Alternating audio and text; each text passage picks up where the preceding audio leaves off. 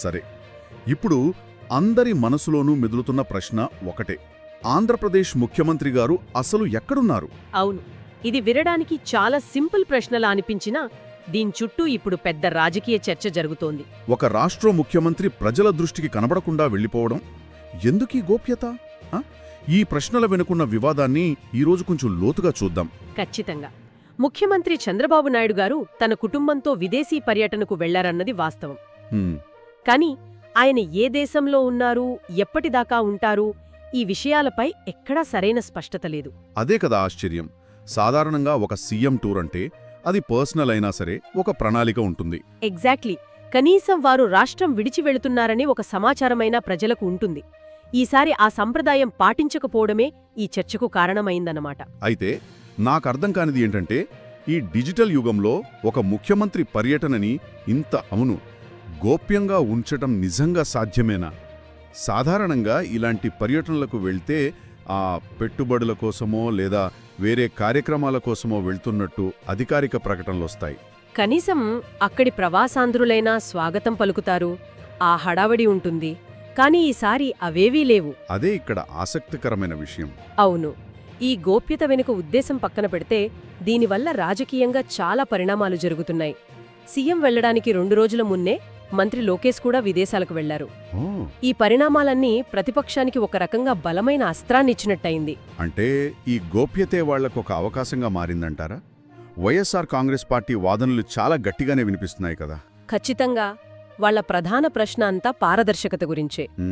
ఒక రాష్ట్రానికి అధిపతిగా ఉన్న వ్యక్తి తన కదలికల గురించి ప్రజలకు తెలియకుండా ఎందుకు దాస్తున్నారని సూటిగా అడుగుతున్నారు. కేవలం విమర్శ మాత్రమేనా, లేక వాళ్ల వాదనలో ఇంకేమైనా పాయింట్స్ ఉన్నాయా? సాంకేతిక అంశాన్ని కూడా లేవనెత్తారు. అదే ప్రభుత్వ ఉత్తర్వులు, అంటే జీవోల ప్రస్తావన. జీవోలా? దాని ప్రాముఖ్యత ఏంటి ఈ సందర్భంలో? ఏంటంటే, ముఖ్యమంత్రి రాష్ట్రం విడిచి వెళ్లినప్పుడు పరిపాలనా బాధ్యతలను తాత్కాలికంగా ఎవరికి అప్పగించారో స్పష్టం చేస్తూ ఒక జీవో జారీ చేయటం సాంప్రదాయం. ఓ అవును. అదొక పరిపాలన అవసరం కూడా. అది లేకపోతే సీఎం అందుబాటులో లేని టైంలో రాష్ట్ర పాలనలో ఒక అనిశ్చితి ఏర్పడుతుందని వాళ్ల వాదన. ఇది వాళ్ల ఆరోపణలకు బలం చేకూరుస్తోంది. అంటే గతంలో జరిగిన సంఘటనలను కూడా పోలుస్తున్నారు వాళ్ళు. అవును.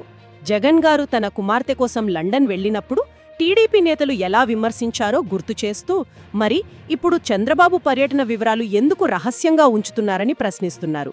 ఇది జవాబుదారీతనానికి సంబంధించిన ప్రశ్న అని వాళ్లు గట్టిగా వాదిస్తున్నారు. ఈ వీడియో ముందుకు వెళ్లే ముందు ఒకటి, ఇక్కడ వరకు చూసి ఉంటే మీకు ఖచ్చితంగా మా విశ్లేషణ నచ్చే ఉంటుంది. ప్లీజ్ లైక్, కామెంట్, సబ్స్క్రైబ్ చేయండి. సరే, మరి ఈ ఆరోపణలకు అధికారపక్షం సమాధానమేంటి? వాళ్లేమంటున్నారు? అవును, వాళ్ల స్పందన ఎలా ఉంది?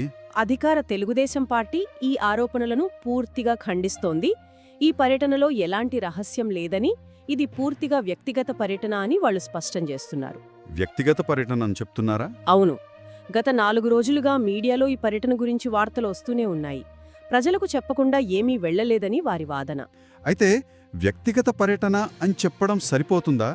ముఖ్యమంత్రి భద్రత, ఆయన పాలనాపరంగా అందుబాటులో ఉండడం, ఇవి కూడా ప్రజలకు సంబంధించిన విషయాలే కదా. సరిగ్గా అదే ప్రతిపక్షం లేవనెత్తుతున్న ప్రశ్న. టీడీపీ ఇస్తున్న సమాధానం వాళ్లను సంతృప్తిపరచలేకపోతోంది. అంటే ఏ దేశానికి వెళ్లారనే స్పష్టత లేకపోవడమే అసలు సమస్య. కరెక్ట్. ఆ క్లారిటీ లేకపోవడంతో ఊహాగానాలకు, విమర్శలకు మరింత అవకాశమిచ్చినట్టయింది.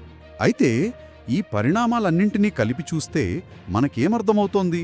ఒకవైపు ముఖ్యమంత్రి వ్యక్తిగత స్వేచ్ఛ, మరోవైపు ప్రజాప్రతినిధిగా ఆయనకుంది జవాబుదారీతనం. నిజమే.